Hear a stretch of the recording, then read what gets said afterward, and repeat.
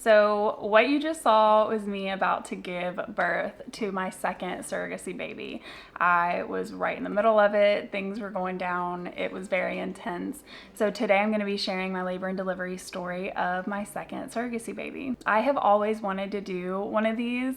I've had 4 deliveries and I watched labor and delivery videos so many times throughout every single one of my pregnancies. I just loved getting different perspectives of all the different things that could go down in labor and delivery. It was just comforting in a strange way, but I am so excited to get into my own and put that out there.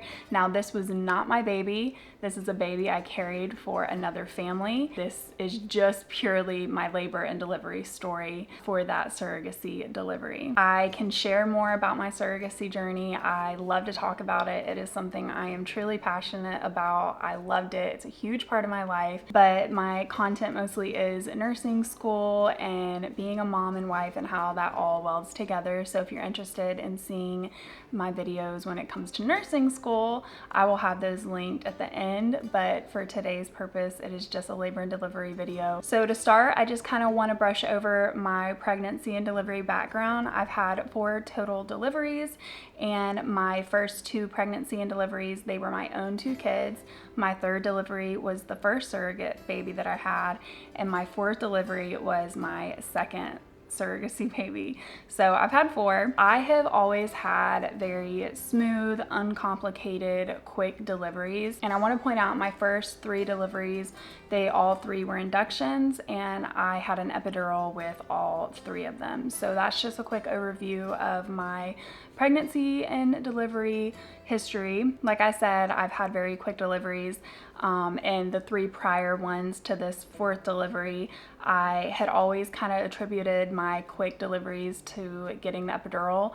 I thought it just kind of relaxed my body and allowed my body to do its thing. I don't really think that anymore, and I'll get into that in a minute. Sorry for looking down as much. I do have my notes with me because this was back in 2023. Also, with the 3 deliveries before this 4th one, I delivered at the same hospital all 3 times. And this 4th delivery, I actually switched. So I went from a pretty large hospital to a much smaller hospital. So the hospital that I delivered the 3 previous deliveries at, it was much larger, and they also built an entirely new labor and delivery floor and unit, and it is massive. They deliver, I think it's like 4,000 babies a year, and it's more than any in the area. They also had a higher level NICU than the hospital that I switched to. So I was a little nervous switching, but I switched because my 3rd delivery was actually in 2020 when COVID was happening, and they were not very friendly with being flexible on the rules when it came to how many people could be in the delivery room with me. They were very strict. I could only have 1 person with me. They would not budge on that. I ended up going with a mom, and I couldn't have my husband with me there. So this 4th delivery, I was very, very nervous that they were going to do that again because it was 2023. Things were definitely loosening up with COVID, but when I asked them about it, there were still a lot of, I don't know, maybe it could be 2, who knows. I didn't want any chance of that happening, and I also knew that I was going to try to do this delivery unmedicated in terms of pain medication, and I knew that the hospital that I was going to switch to was much more friendly about that. So I ended up switching. I definitely was nervous the entire time. Like, what if something goes wrong? This is a smaller hospital. Can they handle it? What if something happens to the baby? Like, they're gonna have to transfer us. I was definitely nervous about that. I didn't have anything in my history that would lead anybody to believe that I was higher risk or anything like that.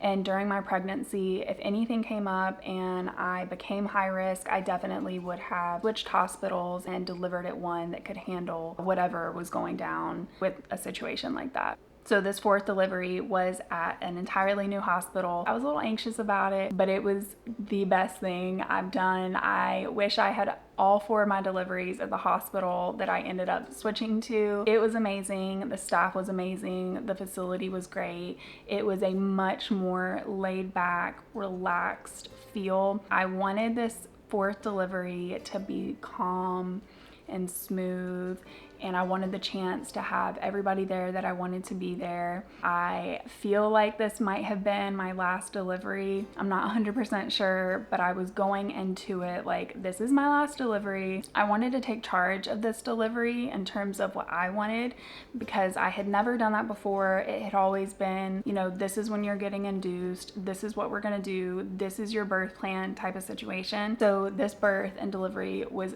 very different, but that's just kind of why I switched hospitals. I just wanted to take charge a little bit more. I wanted to feel more in control of my delivery, and I just felt like I was going to have a better chance at this smaller hospital that I switched to. So I want to get into what my hopes were for this delivery. I went into this delivery wanting a epidural-free, pain medication-free labor and delivery, and I wasn't completely against interventions if there needed to be. I wasn't against cervical checks or anything like that. I knew I was going to get induced. One thing that I did want to try was not have my water broken. I wanted to see if it would break on its own. I just kind of wanted to like see what that felt like. I wanted my husband there, and I wanted the IPs to be there if they wanted to be there. I also had a plan if I ended up needing a C-section that the mom was going to be in the OR with me. So those were kind of like my plans. I didn't really have a very strict birth plan. I had some things written down, and I definitely went over all of this with my husband and the IPs of kind of what I was wanting, but my biggest goal was to have a pain medication-free delivery. I went into it knowing that there's a difference between struggling and suffering, and if I got to the point where I was suffering, I was going to be okay with asking for the epidural if I needed it. All three of my previous pregnancies, I had gotten the epidural, and I am not against epidurals. I loved all three of mine. They're amazing. I was able to relax after getting mine all three prior deliveries. I've basically had a pain-free delivery with all three of my prior deliveries, so I'm in no way, shape, or form against epidurals. I simply just wanted to experience what a natural delivery felt like. I have no judgment for those who choose an epidural. I myself chose an epidural for 3 of my deliveries. It is completely your own choice in what you want for your birth. And this is just what I chose for my 4th delivery. All right, so now that I've gone over all of that kind of stuff and what my hopes were for the birth, I'm gonna actually get into the story of it. So again, there will be timestamps below if you wanna jump around any part. I did opt for an induction since I had had 3 successful prior to that, and at 9 months pregnant at 39 weeks, I was done. I didn't wanna be pregnant anymore, and I'm like, let's get this baby out. We got there at the hospital,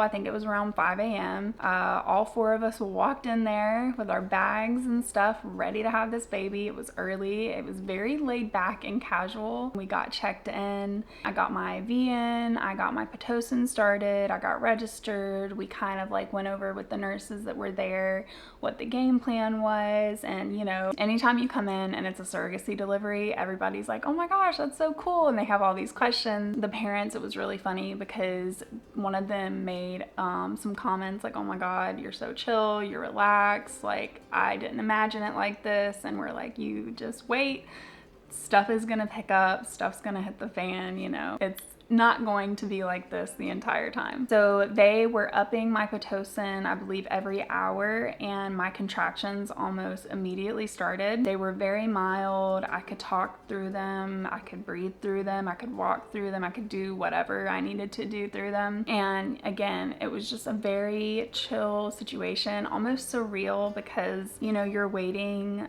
this entire time to deliver. And especially when you're a surrogate, you know, you have these parents and they're waiting to meet their baby. And you know how, especially if you are a repeat surrogate, you know how this works. You've been with this couple or this parent for months, maybe even years, and the anticipation is building and you're just all finally there waiting. It's a very surreal thing to be in. So we're all just sitting there chilling. My Pitocin's going. I'm having very regular contractions, and we're all just like having small talk basically. And I wanted to kind of walk around. I was walking around the room. I was bouncing on the ball at one point. I was very comfy. I came prepared this time. I brought a blanket, headphones, music, all that kind of stuff. I'll show some pictures here of me just kind of, I was sitting on the ball, I think, or walking. My husband was helping me. My husband was actually like cracking jokes and stuff, and he blew up this surgical glove and like drew a fish on it. I think he was just trying to be funny and like keep things light. In the moment, it was the most annoying thing to me. I don't know why, but it bugged the crap out of me. But it was actually really sweet. I do actually still have that stupid fish glove thing. You know, we're all just kind of like chilling and making jokes. We're having a good time. It's very relaxed. Up until this point, I think it was probably noonish, and I was getting cervical checks here and there. Again, I wasn't against things like that. I wanted to see how I was progressing, and I don't think I progressed past a 2 or 3. So this was actually one of my longer labor and deliveries. Things were kind of moving slow. My contractions weren't really getting more intense. They weren't getting more frequent. They were upping the Pitocin, but things were still very even keel. Nothing was really happening. I did want to avoid getting my water broken if I could, but at some point I think I knew, like, inside, nothing's gonna happen, nothing's gonna change. This is kind of where we're gonna be at if I don't do something else. So I did end up agreeing to having my water broken. I had to just internally tell myself, like, okay, if you choose to do this, you know what's gonna happen. Shit's gonna hit the fan. Things are gonna get real quick. And of course, they did. My OB came in, I think it was 3 p.m.-ish, 3:20, 3:30, when she came in and broke my water. Almost immediately, things got crazy. So pretty much right away when she broke my water, I had a lot more pressure. That first contraction after she broke my water was way more intense. And I was like, I wanna get in the shower. I wanna get in the shower right now. And I wanted to get in that shower before things got to the point where I didn't want to move. And I know myself when it comes to pain and things like that, when I hurt bad enough, I don't want to move. I want to like kind of crouch down or curl up into a ball and not move and not be touched. So I was like, I need to get up and move and get in that shower before it gets to that point. So I got up and my husband helped me in the shower, and the water's running on my back. I had my headphones on still. I had this one song on repeat the entire time to just kind of help me like with motivation. So I still had my headphones on in the shower. I couldn't have been in that shower for more than 10 minutes. I was in there and things were getting intense very quickly. So I knew that I wanted to be back in the bed because I could tell things were moving. There was a lot more pressure. Every contraction was getting worse, was getting more intense. My husband helped me get back in the bed. It was kind of funny because thinking about how quickly things went, and the parents had gone from seeing me very zen, very chill, very relaxed within like 10 minutes or so to a very different situation. My husband's getting something out of the bathroom and I'm having a contraction, and at this point I can't talk through them. And one of the parents was like trying to talk to me or something, and I didn't say anything back. And I remember thinking in my head like, oh man, I feel so bad because they have no clue what's happening right now. And I kind of felt like I was being rude, and I know I wasn't. I was in labor and like I get that, but it went from like me like chatting to everybody, talking, we're all chilling, to like, don't talk to me. I can't talk. I'm gonna ignore you. And, you know, it was very, 180 situation. And I always look back at that and chuckle a little bit because it was kind of funny with how quickly things changed. So I went from very minimal contractions in terms of pain and intensity to very intense contractions within about 10 minutes. So I get my water broken, I get in the shower, I get back out and get into the bed within about 10 to 15 minutes. And once I'm back in the bed, I'm like, they need to check me. With all of my deliveries, I've had that moment, and if you've had a baby before, maybe you've had that moment where you're like, something's different, something's changed, somebody needs to check me. My main nurse checked me, and I had made a lot of progress at this point. I think I was like 6 or 7 centimeters. Things went very fast. So my main nurse at that point never left the room when my water was broken to the point that the baby was delivered. About 10 or 15 minutes pass, and I'm like, you need to check me again because something's happening down there. At this point, this is kind of where you saw that first clip in the beginning. I am primal. I'm making some noises. I'm very vocal during those contractions. I was trying not to hold my breath, which is something that I can do when I am in a lot of pain. So that nurse comes around and she checks me and she tells me that there's just a little bit of cervix left, that I'm basically complete. Now, what has happened at this point is I'm like, I think I say something like, this baby needs to get out or something like that. I'm saying things like the baby is pushing on its own, or I'm not making any sense, but I am putting out into the room that stuff's happening. This is getting real fast. You need to get the doctor. But our OB got pulled into a C-section. Keep breathing. Don't hold your breath.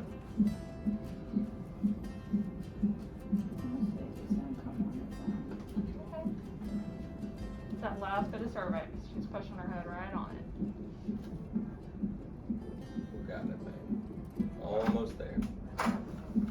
4 minutes. Right as all this is happening. So I am going through these contractions. I'm feeling the urge to push, but our OB is in a C-section. So we're all just kind of standing there. My nurse and my husband did a great job at keeping me calm in this moment, but I think we were all kind of nervous that the OB wasn't going to make it.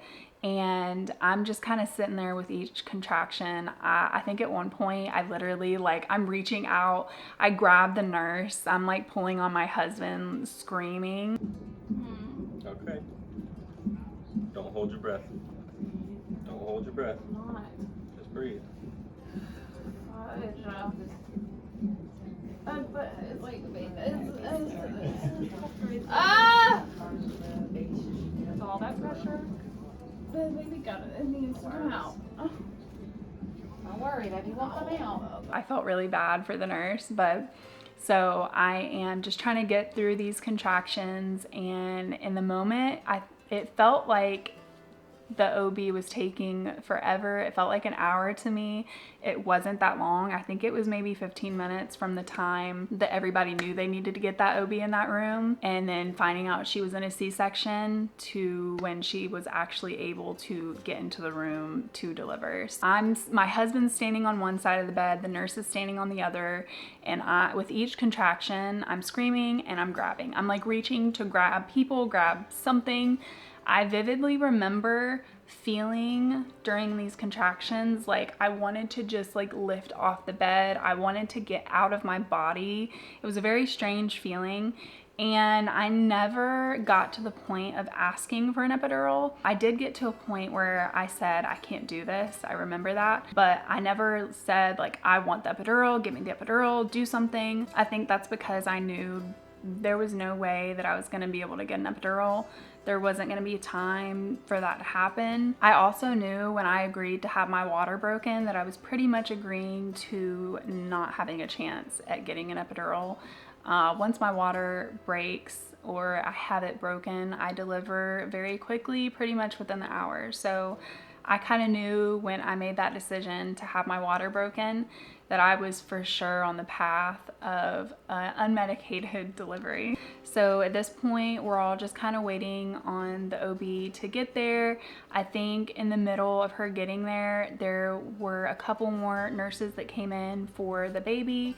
And then I think they walked in and they were like 4 minutes. she's gonna be here in 4 minutes. So we're all like, okay, 4 minutes, we can do this, I can do this. In these contractions, when I'm having them, I'm trying to be very polite, not say things that I knew were gonna be vulgar, and I get it. Probably if the parents weren't there, I would have let loose with some not pretty words. So I was saying things like fudge and shoot and apologizing because I was very loud. I wish I was more graceful than what went down, but I wasn't, and it is what it is. But I was very loud. I was screaming.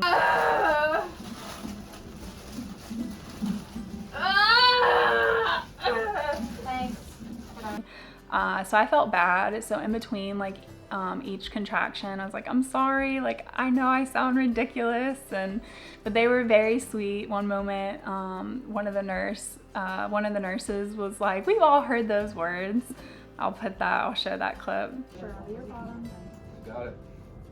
Just relax. Got it. She's so close. Do that again. Push through it. Push through it. You can do this. That's it. Good job. Nice. That's it. You're doing good. That's it. Good job. Lots of pressure and burning. You're doing really good. Doing really good, babe. It's okay. We've all heard those words. So finally she gets there, she walks in the room. I think at this moment, I kind of realized that this hospital was the right choice. Like I made the right choice. They never pushed me to do anything. They always asked me like, do you want us to do this? Do you want us to move you? Do you want to lay flat?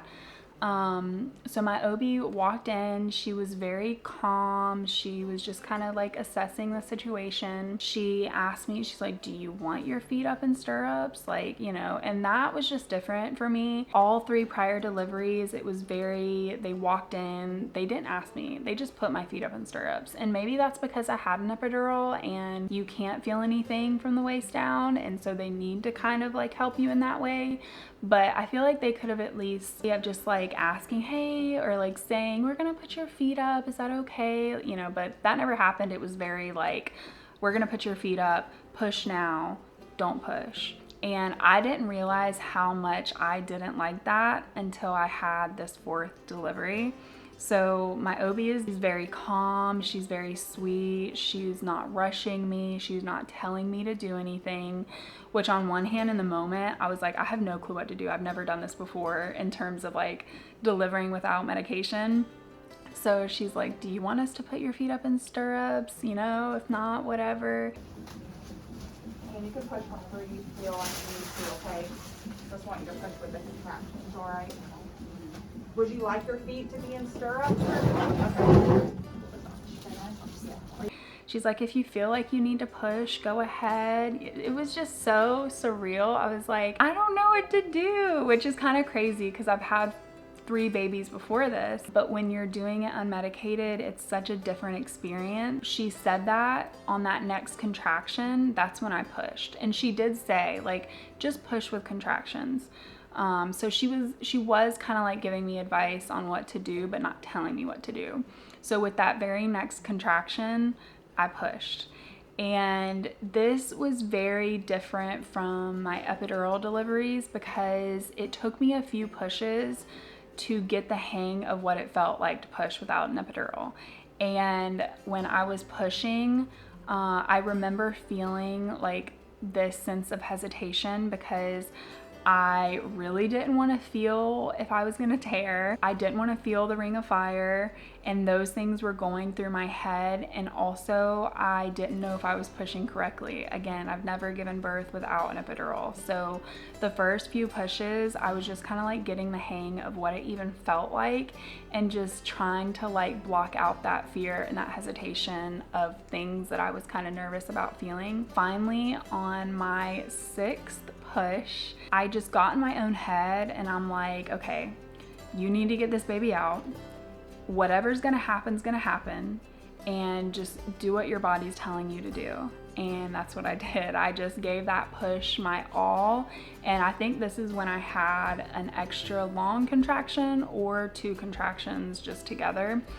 And I pushed like kind of twice within this last push. I did feel the ring of fire, but it was not bad at all, at least in terms of when you compare it to contractions. I remember just being in that moment, giving it my all. I gotta get this baby out of me. I don't care anymore. And she was born. You got it. There you go. You got it.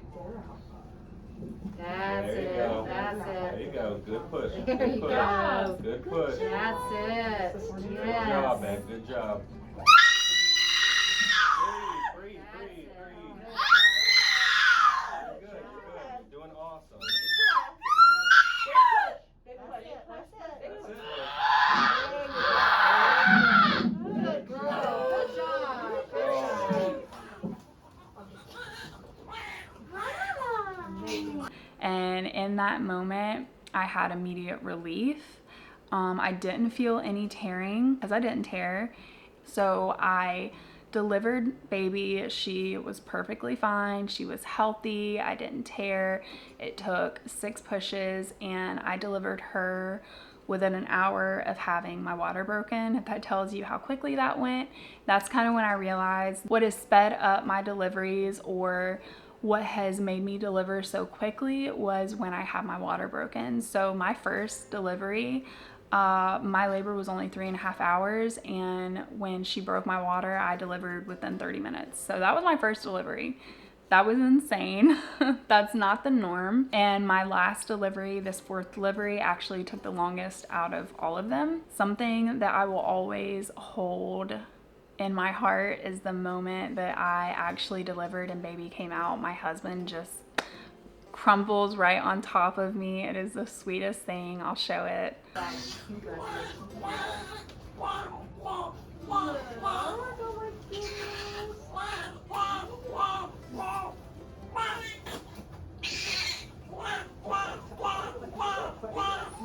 Hold her up here so she can. This girl, right? She's pretty short. It's kind of hard to touch. Yeah, go ahead. Go for it. You want to get over there, or you want to? I gotta keep them right. I'm just gonna clean the foot, okay? And we're just gonna get some blood for her. Yeah, should I go sit over there? I'm coming right now. Yeah, we'll just put her in your Yeah. bra.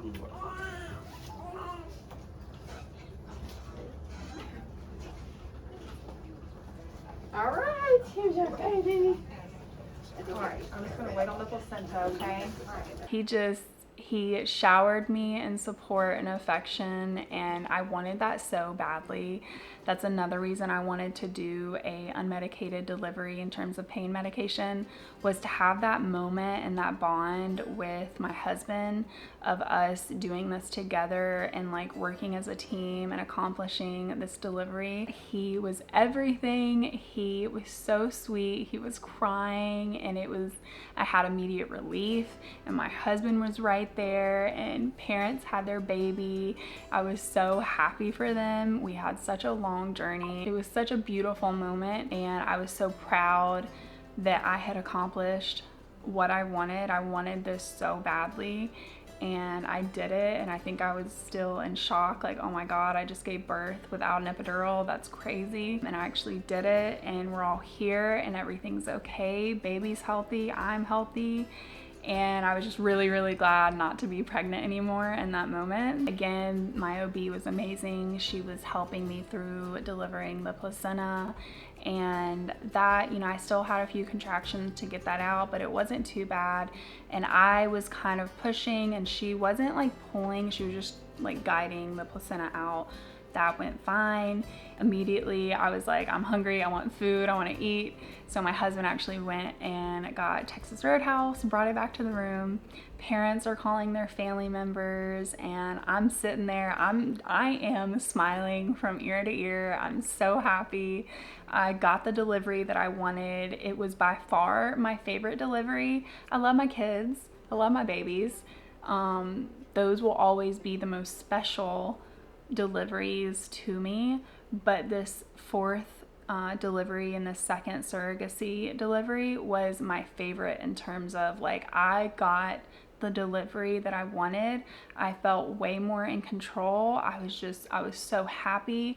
The nurses, my OB, they were all so amazing. They were so friendly, and I had had a few not so friendly nurse experiences with my labor and deliveries prior. So to have that experience it just meant so much to me. And postpartum, we got our own separate rooms. We were side by side, but we got our own separate rooms. Parents and baby were in their own room. Me and my husband were in the next one. And that night I slept, I was pumping.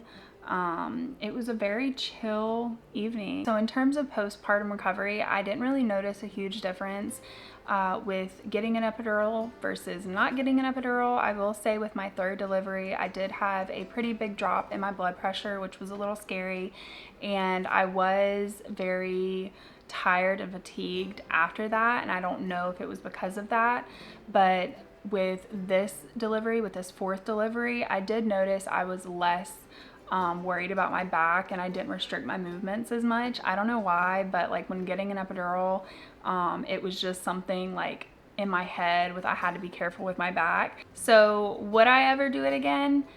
Yes. Am I going to do it again? I don't know. We're definitely done having kids of our own. I don't know if I'm gonna do surrogacy again. I'm in nursing school. I want to get that done. And I've had 4 pregnancy and deliveries, so it has been a lot on my body. And so I don't know if I'm done. I went into this fourth delivery thinking that this was my last one, and it very well could have been, but never say never. Was it worth it? Absolutely. And again, surrogacy is something I hold very near and dear to my heart. I'm very proud of it. I love it. I'm very passionate about it. It's something that I could just talk about all day, every day. I also just want to put this in there because it is inevitable that somebody either has a question about it or they wonder about it. I chose to have the baby go to parents immediately after delivery. No skin to skin or anything like that. I am just the babysitter, the carrier. That's how I view it. I don't have any attachment to these babies other than I do everything I can to take care of them for the 9 months that they are in my belly, and I care for their parents greatly. I just really care about the health and well-being of these babies. I just want to get that baby to their parents healthy and safe. That is my main goal, always is, and nobody's pressuring me to do anything that I mentioned in this video. I am happy, and that is the moment that surrogates look forward to the most, at least all the surrogates that I've talked to, is in that moment getting that baby back to their parents, because that truly is what it is all about, is getting to that end goal and accomplishing this huge journey that you're on and handing that baby back over to his or her parents. So I'm very passionate about that. I think a lot of people may think, at least for me, like I want some alone time with the baby or things like that. I don't. I promise you I don't. And I really look forward to that moment where those parents finally get to meet their baby and they get their baby back. That is the goal for me from the start of these journeys to the end. That is what I'm here for. That's what I look forward to. I am just so thankful that I've been able to do something like this twice now, and I wish that I could do it over and over again and not have any complications or side effects, or that it wouldn't affect my body in any kind of adverse way. I would do it 1,000 times if I could. But unfortunately, that's not how things work. So I think that this fourth one might have been my last one. Never say never. And I just am so thankful that I finally got to do a labor and delivery story of my own. And I hope that it helps somebody out there. But if you are interested in any of my nursing school content, you can watch some of my videos. They're on my channel. And I hope to do more surrogacy videos in the future. If you have any questions for me about surrogacy or labor and delivery, you can drop them in the comments below, and I will either try to answer them in the comment section, or maybe I'll do a video specifically addressing that question. But thank you so much for watching, and that's all that I have for you guys today.